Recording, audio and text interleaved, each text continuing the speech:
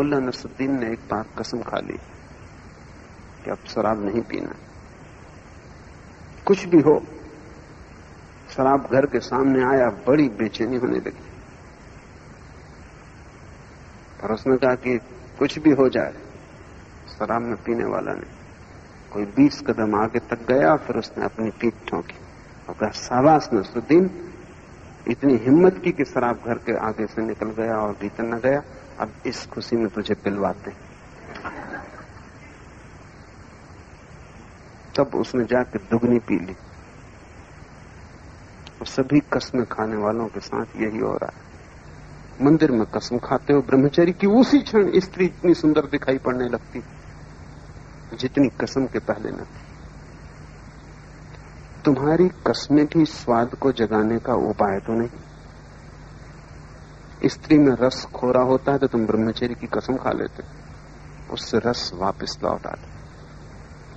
भोजन से ऊबने लगते हो तो उपवास कर लेते हो, उससे रस लौट आता है। सभी विपरीत चीजें रस को जन्माती। मनोवैज्ञानिक कहते हैं कि पति पत्नी को एक ही कमरे में नहीं रहना चाहिए, उससे रस क्षीण होता है। मनोवैज्ञानिक कहते हैं कि उन्हें 2 अलग कमरों में रहना चाहिए और 24 घंटे मिलना जुलना नहीं चाहिए, उससे रस क्षीण होता है। इसलिए पति पत्नी एक दूसरे से ऊब जाते, परेशान हो जाते। पत्नी को कभी कभी मायके चले जाना चाहिए, उससे रस वापस लौट आता। जिस चीज से तुम ऊबने लगो उससे विपरीत करने से स्वाद लौट आता है। तुम्हारा जीवन ऐसे ही है जैसे मिठाई खाने वाला नमकीन भी खाता है, नमकीन से मीठे का रस वापस लौटता है। विपरीत से जीभ साफ हो जाती। तुम भोजन करते हो और मैं देखता हूं इधर कि जो ज्यादा भोजन करने वाले लोग हैं अक्सर उपवास में उत्सुक हो जाते। जिन्होंने ज्यादा खा लिया अब उपवास के सिवाय कुछ बचता भी नहीं करने को। उपवास से उनके खाने की वृत्ति फिर वापस लौट आती। बहुत कामी चित्त के लोग ब्रह्मचर्य में उत्सुक हो जाते हैं क्योंकि काम शिथिल हो जाता है, घबरा जाते हैं। ब्रह्मचर्य फिर से रस दे देता है। जैसे घड़ी का पेंडुलम बाएं से दाएं तरफ जाता है, दाएं से बाएं तरफ आता है। जब वो दाएं जा रहा है तब तुम्हें पता नहीं वो बाएं आने की शक्ति जुटा रहा है। जितनी लंबी झूल लेगा दाएं तरफ उतनी ही लंबी झूल लेगा बाएं तरफ। तुम्हारा चित्त ऐसे ही द्वंद्व में भटकता है। तुम पूरे भाव से संसार को भोग लो, तुम संसार से उसी क्षण मुक्त हो जाओगे। संसार इतना व्यर्थ है कि आश्चर्य है कि उसमें रस कायम कैसे रह जाता है। उसमें रस कायम रह जाता होगा तो उसका कारण एक ही है कि तुमने पूरी आंख खोल के भी नहीं देखा।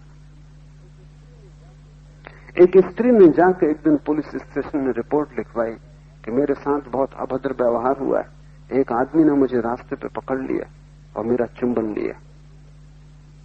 बड़ी दोपहरी, बाजार खुला, दुकानों पे लोग काम कर रहे, सड़कें चलती फिरती। सुपरिंटेंडेंट ने कहा, कैसा आदमी था, उसका हुलिया लिखवाओ। कितना लंबा था, कैसे कपड़े पहने था, कैसी शक्ल थी। उस स्त्री ने कहा कि ये मुझे कुछ भी पता नहीं। तो सुपरिंटेंडेंट ने कहा, हैरान किया तुमने, भरी दोपहरी, अंधेरा नहीं, कोई आदमी ने तुम्हें पकड़ा, चुंबन लिया और तुम ये भी ना देख पाई कि उसकी शक्ल कैसी है, कपड़े क्या पहने, ऊंचाई लंबाई क्या है। उस स्त्री ने कहा, बात यह है कि जब भी कोई मेरा चुंबन लेता तो मैं आंख बंद कर लेती। स्त्रियां अक्सर कर लेती। तुम संसार में तो हो लेकिन आंख बंद करके या आधी आंख खोल के। तुम संसार का हुलिया नहीं पहचान पाते, राग रंग नहीं समझ पाते। तुम हो तो संसार में लेकिन पूरे पूरे नहीं। और तुम सोचते हो कि ये तुम्हारी धार्मिकता है क्योंकि तुम पूरे पूरे नहीं। और जिस दिन तुम पूरे पूरे हो जाओगे उस दिन तुम हंसोगे कि कैसी मूढ़ता है। संसार पाप नहीं है, अज्ञान है। इस बात को बहुत ठीक से समझ लो। मैं संसार को पाप नहीं कहता क्योंकि जिन जिन ने उसे पाप किया उन सब ने तुम्हारा रस बढ़ाया है। संसार पाप नहीं है, मूढ़ता है। इसलिए संसार को छोड़ना नहीं है, संसार को जानना है। संसार तुम्हारे त्याग से नहीं मिटेगा, त्याग से तो संसार का रस वापस लौट आएगा। जो खो गया रस वो फिर जीवित हो जाएगा। संसार त्याग से नहीं मिटेगा, संसार ज्ञान से मिटेगा। ये बहुत क्रांतिकारी फर्क है। संसार अगर पाप है तो उसे तोड़ने में तुम्हारा अहंकार बढ़ता है, और जिससे तुम्हारा अहंकार बढ़ता है तुम उससे कैसे छूटोगे? मैं तुमसे कहता हूं कि संसार मूढ़ता है, उससे अहंकार बढ़ाने का कोई भी कारण नहीं, उससे तुम सिर्फ मूढ़ सिद्ध होते हो। उससे सिर्फ इतना ही पता चलता है कि तुमने आंख खोल के देखा भी नहीं कि संसार की हुलिया क्या है, ढंग क्या है, ये संसार क्या है। तुम पुलिस थाने में भला रिपोर्ट लिखाने पहुंच गए हो, तुम भला किसी सदगुरु के पास पहुंच गए हो, कहते हो छुटकारा दिलाओ इस संसार से, लेकिन कोई तुम्हें छुटकारा नहीं दिला सकता तुम्हारी खुली आंखों के अतिरिक्त। भरपूर नजर से इसे देख लो। आंख बंद क्यों करते हो? पर आंख बंद करने के पीछे जाल है। सबने समझाया है कि बेकार है। तुम्हारी खोपड़ी में ये विचार बैठ गए कि संसार बेकार है, क्या भोगना। तो जब तुम भोगते हो आंख बंद कर लेते हो, इसलिए पूरा भोग नहीं पाते। पूर्ण भोग त्याग बन जाता है। तुम्हें जिस चीज में रस हो तुम किसी की मत सुनना, तुम उस रस को पूरा ही कर लेना। जिस दिन तुम पूरा करोगे उस दिन तुम पाओगे कि तुम कैसी व्यर्थता में लगे थे। संसार व्यर्थ हो जाए तत्क्षण अंतरयात्रा शुरू हो जाती। तब मिट्टी का दिया बेकार हुआ, तब रोशनी सब तरफ गिरती, दिए के नीचे का अंधेरा मिटता है। इसे समस्त ज्ञानियों ने आत्मज्ञान क्या कहा है, लेकिन आत्मज्ञान के पहले एक शर्त है और वह है संसार ज्ञान।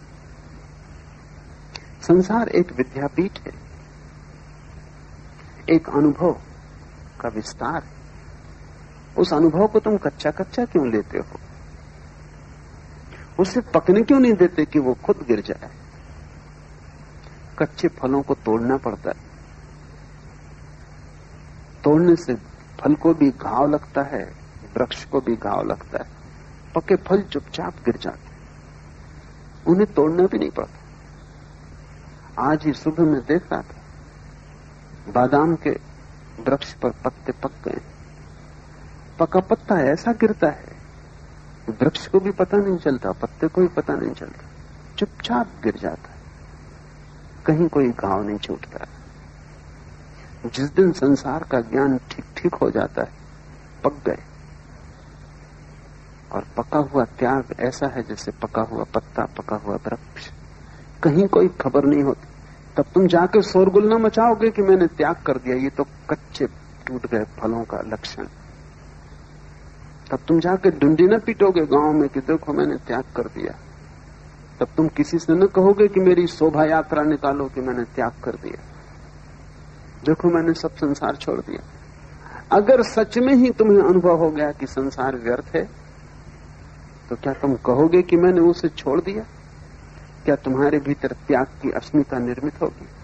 तुम रोज अपने घर के बाहर कचरा फेंकते हो, क्या तुम मोहल्ले में जाकर खबर करते हो कि कचरे का त्याग कर दिया? आज फिर किया, फिर से छोड़ा। अगर तुम ऐसा करोगे तो मोहल्ले के लोग तुम्हें विक्षिप्त समझेंगे। मोहल्ले के लोग समझेंगे कि कचरा भी छोड़ते हो, उसका अर्थ हुआ कि कचरे में बड़ी पकड़। जब भी तुम किसी त्यागी को पाओ जो त्याग में रस ले रहा हो, तो समझना कि अधूरा छूट गया, कच्चा टूट गया, और जो कच्चा टूटा है उसे वापस लौटना पड़ेगा। पके बिना छुटकारे का कोई मार्ग नहीं। नीत्शे का एक बहुत प्रसिद्ध वचन है, राइपननेस इज ऑल, पक जाना सब कुछ। मैं भी तुमसे यही कहता हूं कि पक जाना सब कुछ। समय मत खो, पको, परिपक्व हो जाओ। सुनी हुई बातों के कारण नहीं, अपने ही अनुभव से पाओ कि व्यर्थ क्या है, तब छोड़ना भी नहीं पड़ता। तुम्हें पता भी नहीं चलता कब छूटना शुरू हो गया। व्यर्थ छूटता चला जाता है, जैसे जैसे व्यर्थ छूटता है सार्थक उभरता है, निर्मित होता है। व्यर्थ के हटते ही रोशनी भीतर लौटनी शुरू होती। यही प्रयोजन है इस वचन का। मनुष्य की सबसे बड़ी कठिनाई मनुष्य का अपने प्रति ही अज्ञान। दिए के नीचे जैसे अंधेरा होता है, वैसे ही मनुष्य उस सत्ता के प्रति अंधकार में है जो कि उसकी आत्मा है। हम स्वयं को नहीं जानते, और तब यदि हमारा सारा जीवन ही गलत दिशाओं में चला जाए तो आश्चर्य करना व्यर्थ। तुम गलत कामों को तो बदलने की कोशिश करते हो, लेकिन तुम ये कभी नहीं देखते कि गलत काम तुमसे पैदा हो रहे हैं। तुम एक गलत काम को बदलोगे, तुमसे दूसरा गलत काम पैदा हो जाएगा। मेरे पास लोग आते हैं, वो कहते हैं मुझे सिगरेट पीनी छोड़नी। मैं उनसे कहता हूं कि सवाल तुम्हारा है, तुम्हारी सिगरेट पीना छोड़ा दूंगा, कल तुम इसकी जगह कोई और परिपूरक खोजोगे, तंबाकू खाओगे, सूंघनी सूंघोगे, तुम कुछ ना कुछ करोगे। क्योंकि सवाल सिगरेट पीने का नहीं है। ये सिगरेट पीना ऊपर से आ गया कृत्य नहीं, तुम में लगा फल। इसको तुम तोड़ दो, दूसरा फल लगेगा। तुम अपने कृत्यों को बदल के क्या करोगे? तुम अपने आत्मा को जानने की कोशिश करो। जिस दिन तुम अपने को जानोगे, तुम्हारे कृत्य बदलने शुरू हो जाएंगे। लेकिन अक्सर लोग कृत्य को बदलने में लगते हैं क्योंकि वो आसान, उसमें कोई अड़चन नहीं। तुम 7 बजे सोकर उठते हो, 5 बजे उठ सकते हो, 2-4-8 दिन परेशानी होगी। अगर जिद्दी स्वभाव के हुए, थोड़ी लठ प्रकृति के हुए, 2-4-8 दिन में 5 बजे उठने लगोगे। थोड़ी हठवादिता रही, दम्भी आदमी हुए, उठने लगोगे 5 बजे। लेकिन तुम ही तो उठोगे ना 5 बजे। 7 बजे तुम उठते थे, 5 बजे भी तुम ही उठोगे। जल्दी उठने से क्या फर्क हो जाएगा? लेकिन तुम सोचते हो जाएगा। मुल्ला नसरुद्दीन एक लड़की के प्रेम में था। सभी प्रेमी अपने प्रेम की प्रशंसा करते। तो उस लड़की से कह रहा था कि सुबह उठते ही तेरा नाम लेता। तो उस लड़की ने कहा, यही तो तुम्हारा भाई कहता। नसरुद्दीन ने कहा, लेकिन एक बात ख्याल रखना, मैं उससे पहले सोकर उठता। पहले सोकर उठ के भी तुम नाम लोगे भगवान का, इससे क्या फर्क पड़ता है? 7 बजे लेते कि 5 बजे लोगे, तुम ही लोगे ना। 7 और 5 से तुम में क्या फर्क पड़ता है? कोई भी फर्क नहीं पड़ता।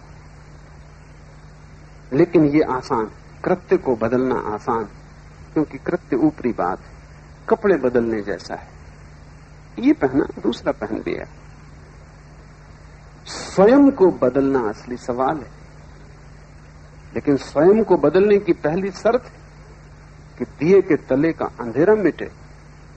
वहां अंधेरा है जहां तुम हो, वहां तुम जाओगे तो सदा अंधेरा पाओगे। समस्त शास्त्र कहते हैं कि भीतर प्रवेश करके बड़े प्रकाश का अनुभव होता है, लेकिन तुम आंख बंद करो, सिर्फ अंधेरा दिखाई पड़ेगा। ये कोई शाब्दिक बात नहीं है जो मैं कह रहा हूं कि दिया तले अंधेरा है। समस्त वेद, उपनिषद, कुरान, बाइबल, धम्मपद, सभी का एक बारे में सहमति है कि भीतर अनंत प्रकाश है। लेकिन तुम जाओ, आंख बंद करो, जैसे आंख बंद करते हो अंधकार।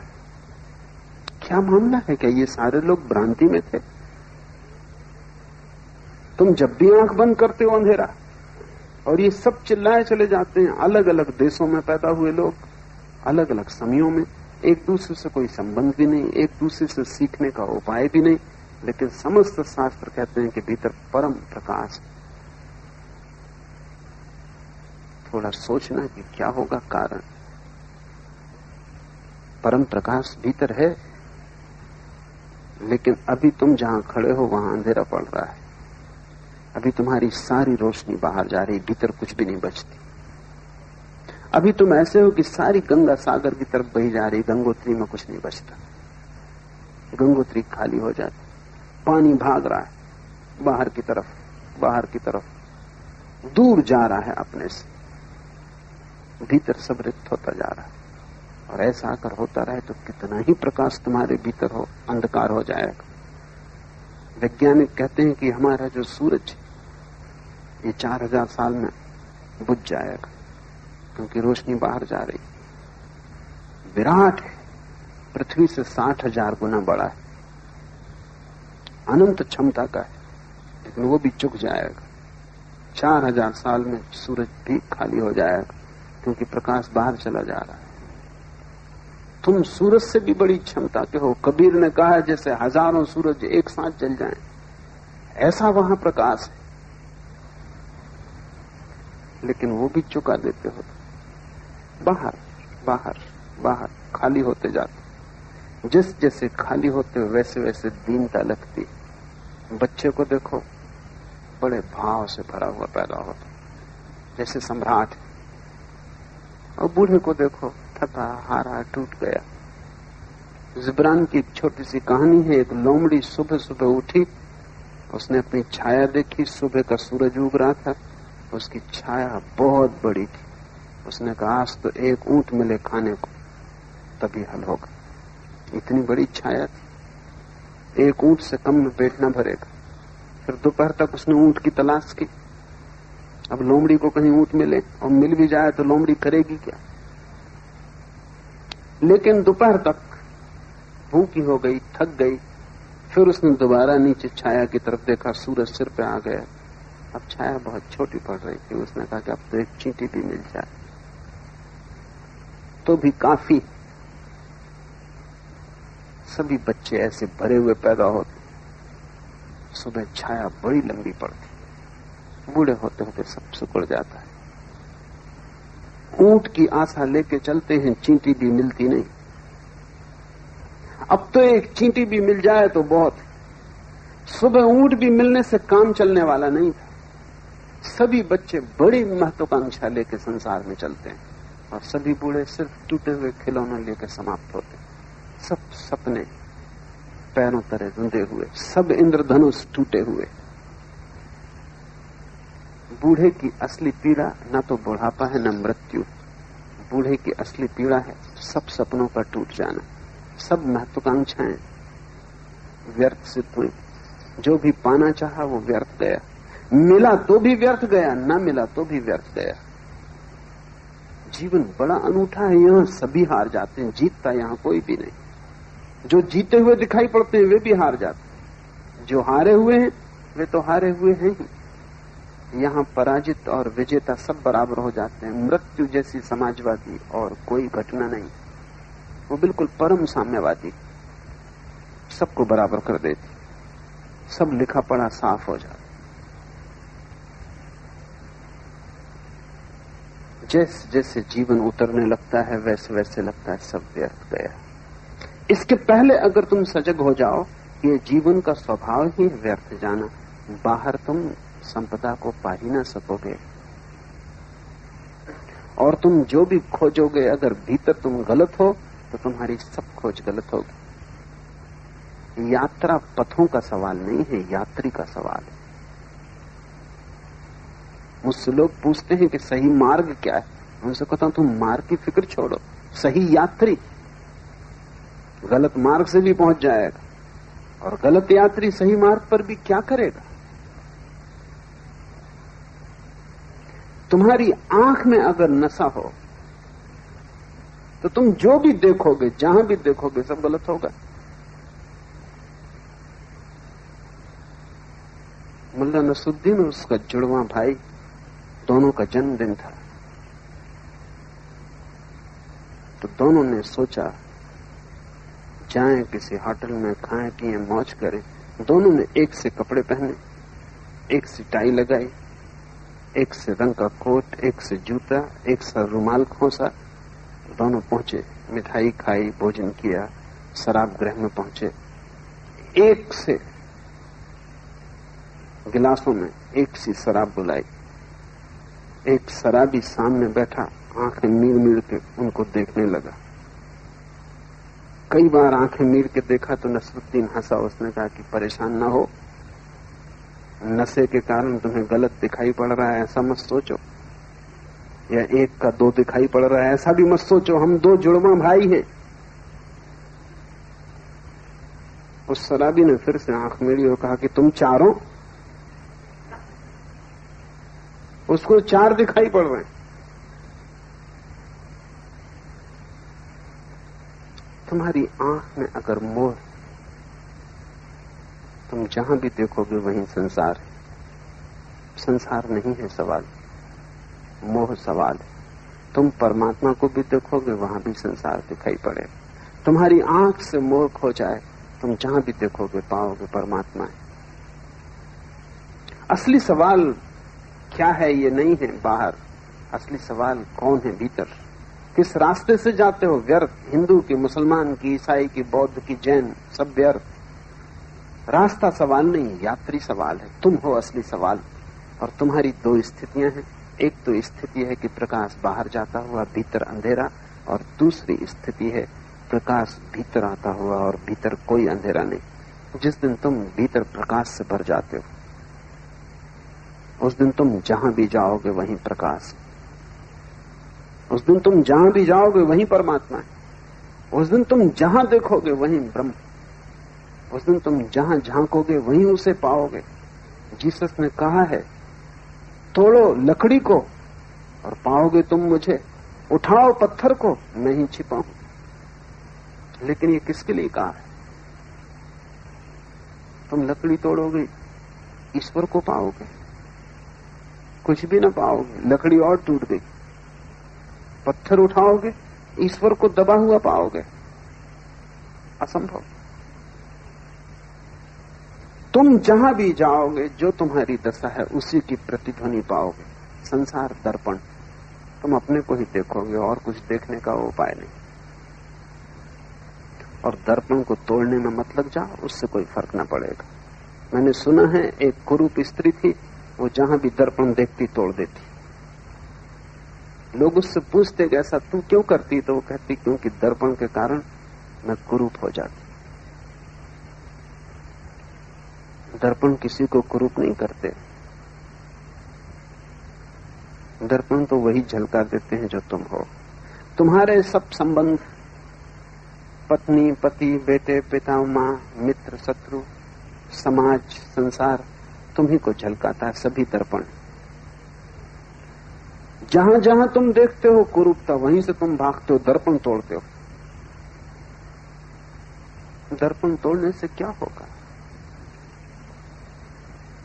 अपने को बदलो। लेकिन अपने को बदलने का स्मरण ही तब आता है जब रोशनी भीतर की तरफ जानी शुरू हो जाती। दो यात्राएं हैं प्रकाश की, या बाहर की तरफ या भीतर की तरफ। और जो गहनतम घटना घटती है वो ये कि जैसे ही प्रकाश भीतर आना शुरू होता है, जैसे तुम आंख बंद करते हो और ध्यान भीतर आता है। कब आएगा ध्यान भीतर? जब बाहर कोई वासना न हो। वासना ध्यान को आकर्षित करती, वो ध्यान का ऑब्जेक्ट, विषय वस्तु बन जाती। उपवास करो, भोजन पर ध्यान जाएगा। कभी नहीं जाता था भोजन पर, उपवास के दिन भोजन पर जाएगा। मंदिर में बैठो, ध्यान दुकान पर जाएगा। क्यों ऐसा होता है?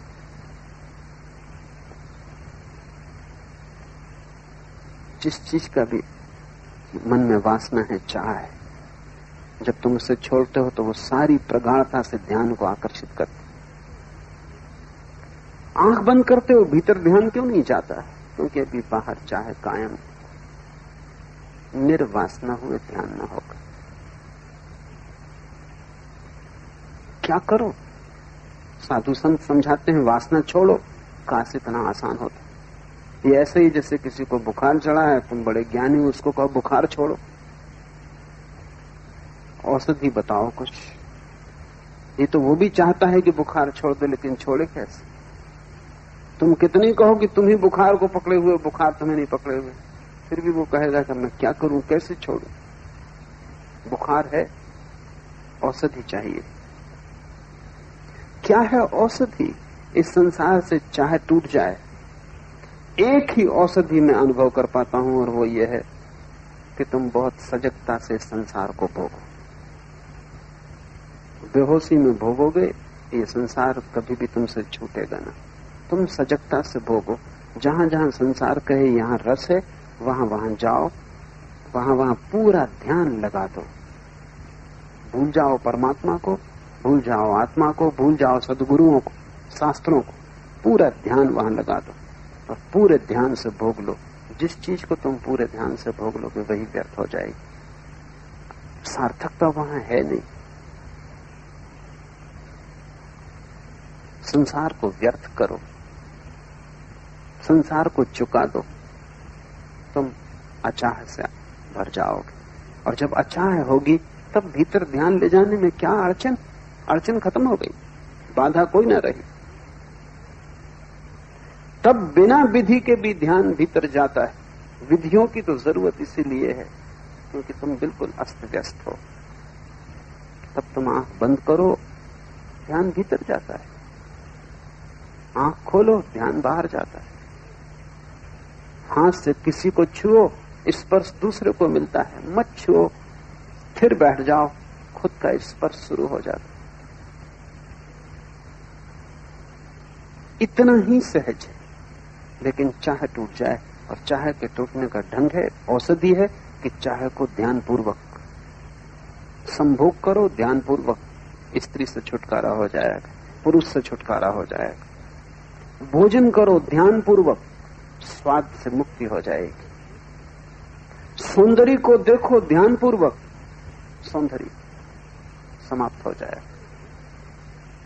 सुख को देखो गौर से, सुख खो जाएगा। दुख को देखो गौर से, दुख हो जाएगा। जैसे जैसे बाहर की चीजें व्यर्थ होंगी वैसे वैसे दिए के नीचे जो अंधेरा है वो मिटेगा, रोशनी आएगी। और जिस दिन दिए के नीचे का अंधेरा मिट जाता है उस दिन आत्मज्ञान। बुद्ध ने मरते समय जो अंतिम शब्द कहे हैं वो है अपदीपो भव। आनंद ने पूछा आप हम क्या करेंगे? तुम हमारे दिए थे, तुम्हारी रोशनी से हम चलते थे, तुम प्रकाश थे तो अंधेरा न था। अब रात अंधेरी हो जाएगी, अब हम भटकेंगे। हम तुम्हारे प्रकाश में भी न पहुंच पाए, हम तुम्हारे बिना कैसे पहुंचेंगे? तुम बुझे जा रहे हो, हमारा क्या होगा? बुद्ध ने कहा अपदीपो भव, अपने दिए बनो आनंद, और दूसरे की रोशनी से कोई कभी नहीं पहुंचा, क्योंकि दूसरे की रोशनी भी बाहर पड़ सकती है। तुम्हारे भीतर तो सिर्फ तुम्हारी रोशनी ही पड़ सकती। मैं कितना ही प्रकाश करूं वो तुम्हारे चारों तरफ होगा, तुम्हारे भीतर नहीं जा सकता। मैं कितना ही समझाऊं वो समझ तुम्हारे चारों तरफ से तुम्हें घेर लेगी, तुम्हारा वातावरण बन जाएगी, तुम्हारे चारों तरफ एक आभा का मंडल बन जाएगी, लेकिन भीतर नहीं जाएगी। भीतर तो तुम्हारा ही ज्ञान स्फुरित होगा, तुम्हारी ही आत्मा जलेगी, तुम्हारा ही दिया जलेगा। तभी वो दिया जल ही रहा है, सिर्फ उसके नीचे अंधेरा है। अंधेरे के कारण मैंने तुम्हें बताया, एक एक कारण को तोड़ते चलो। सबसे बड़ा कारण यह है कि तुम्हारा रस अभी संसार में कायम। तो मैं नहीं कहूंगा तुमसे कि रस कायम रहते हुए तुम भीतर मुड़ो, तुम कभी न मुड़ पाओगे। तुम इस रस को विरस कर डालो। और विरस करने का मेरा प्रयोग बिल्कुल भिन्न है जो तुम्हें दूसरों ने समझाया है। दूसरों ने समझाया है कि विरस कर डालो, मतलब समझो ऐसा कि इसमें कोई रस नहीं, विचार करो इसमें कोई रस नहीं। मैं तुमसे नहीं कहता कि विचार करो, मैं कहता हूं ध्यान करो। सोचो मत कि रस नहीं, सिर्फ ध्यान को गड़ा कर देखो। अगर रस है तो मिल जाएगा, रस नहीं है तो मिल जाएगा। अब तक संसार में जिन्होंने ध्यान से देखा, जिन्होंने बाहर ध्यान से देखा, उन्होंने पाया कि वहां सब आसार है। ये आसार की प्रतीति तुम्हारी अंतर यात्रा का द्वार बन जाती, रोशनी भीतर आ जाए, तुम रोशनी के एक भीतरी वर्तुल बन जाओ, फिर तुम्हारे जीवन में कुछ गलत ना होगा। तुम जो भी करोगे वो ठीक। लोग कहते हैं कि साधु वो है जो ठीक करता है, जो ठीक ठीक करता है सब काम, जिसका सब व्यवहार सम्यक है, वो साधु है। मैं नहीं कहता, मैं तो कहता हूं साधु जो करता है वही सम्यक व्यवहार है, वही ठीक ठीक व्यवहार। व्यवहार से कोई साधु नहीं होता, साधु से व्यवहार जन्मता है। आचरण तो तुम ठीक ठीक कर सकते हो, बिल्कुल राम जैसा, लेकिन तुम राम ना हो जाओगे। तुम ज्यादा से ज्यादा रामलीला के राम रहोगे। यही तो बेचैनी है। इतने साधु संत, इतने रामकृष्ण चारों तरफ मौजूद, उनमें अधिकतर अभिनेता हैं। उनकी मंच बड़ी है, वो किसी थिएटर में नहीं कर रहे हैं काम, लेकिन थिएटर में आचरण में सब कुछ है। भीतर वो भी परेशान है।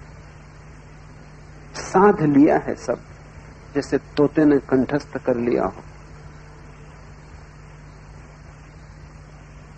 एक आदमी एक तोते को बेचने गया, एक सर्कस में पहुंचा और उसने सर्कस के मैनेजर को कहा कि सिर्फ 20 रुपए दे दें। और ये तोता असाधारण, इस तरह बोलता है कि कभी कोई तोता नहीं बोला। तो उस मैनेजर ने कहा कि अगर सच में ही ये बात है तो 20 रुपए में तुम इसे क्यों बेच रहे हो? हटाओ इस तोते को यहां से। 20 रुपए में कोई ऐसे अद्भुत तोते को बेचने आएगा? तोता एकदम उछला अपने पिंजड़े में और उसने कहा, महाशय जल्दी मत करें, मैं सच में ही ऐसा तोता हूं और इस आदमी से बुरा आदमी खोजना मुश्किल है जो मेरा मालिक है। इसने मेरे कारण लाखों रुपए कमाए। हिटलर, मुसोलिनी, चर्चिल, रूजवेल्ट सभी ने मुझे प्रशंसा के पत्र दिए।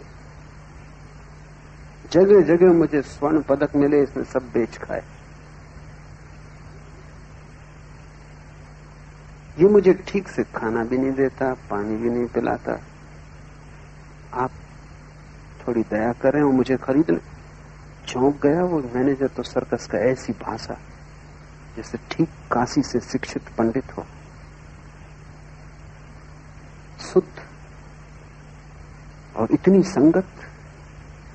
उसने उस आदमी को कहा कि तू पागल है, ये तोता लाखों का है और इसको तू 20 रुपए में बेच रहा है, क्या कारण तेरा बेचने? उसने कहा तो और तो सब ठीक है, मैं इसकी झूठ से बहुत ऊब गया हूं। 24 घंटे बकवास, एक तो बकवास लगाए रखा, और मुझे पता है कि सिर्फ तोता है तो सिर्फ बकवास है, भीतर तो कुछ है नहीं इसके।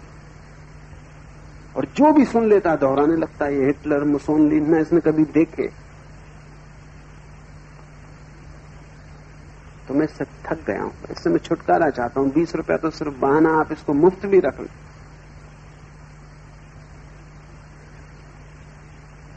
तुमने कभी अपने मन की तरफ ख्याल किया कि मन क्या है इस तोते से ज्यादा है? इसने कुछ जाना नहीं, वेद पढ़ लिए हैं, उपनिषद रट लिए हैं, दोहरा सकता है कबीर को, कुंद कुंद को, किसी को भी, पर ये तोते से ज्यादा है। और ये तोता कितना ही कुशल हो गया हो बोलने में, 20 रुपए में भी कोई लेने को तैयार होगा।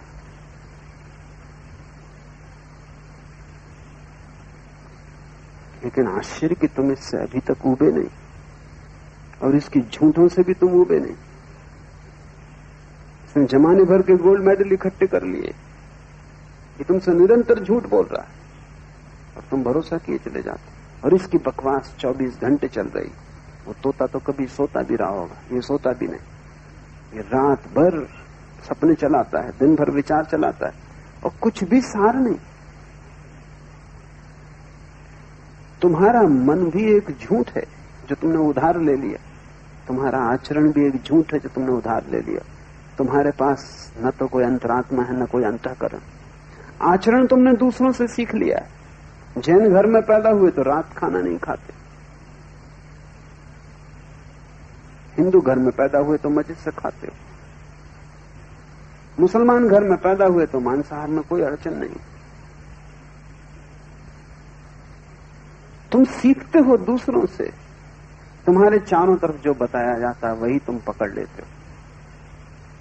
कोई फर्क नहीं है हिंदू, मुसलमान, जैन में। जो जैन को बताया गया वो उसने पकड़ लिया, जो मुसलमान को बताया गया वो उसने पकड़ लिया, जो हिंदू को बताया गया वो उसने पकड़ लिया। तोतों में कोई फर्क नहीं, जो बताया गया वो पकड़ लिया। तुमने अपनी चेतना का कोई उपयोग किया पकड़ने? तुमने अपनी तरफ से जीवन को कुछ साधा, या जो सुना अंधे की तरह तुम उसके पीछे चले गए? तुम बिल्कुल उधार हो, और इस उधारी से तुम्हारे भीतर बड़ा अंधकार।